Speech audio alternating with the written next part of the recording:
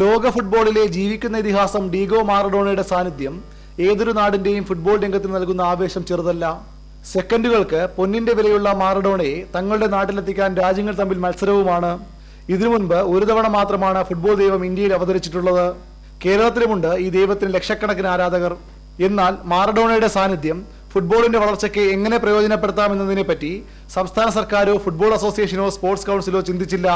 മാറഡോണയുടെ സന്ദർശന പരിപാടി തങ്ങൾ അറിയുന്നത് വളരെ വൈകിയാണെന്നും അതിനാലാണ് ഫുട്ബോൾ അസോസിയേഷന്റെയോ സർക്കാരിന്റെയോ നേതൃത്വത്തിൽ മാറഡോണയെ ഉൾപ്പെടുത്തിക്കൊണ്ടുള്ള പരിപാടികൾ സംഘടിപ്പിക്കാൻ കഴിയാതെ പോയതെന്നുമാണ് അധികൃതരുടെ വിശദീകരണം.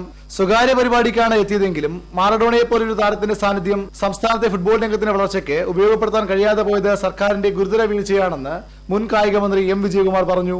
ബംഗാളിൽ വരുന്ന സമയത്ത് അദ്ദേഹത്തെ കേരളത്തിലേക്ക് കൊണ്ടുവരാൻ വേണ്ടി ഒരു ഭഗീരഥ പ്രയത്നം നടത്തി, വിജയിച്ചില്ല.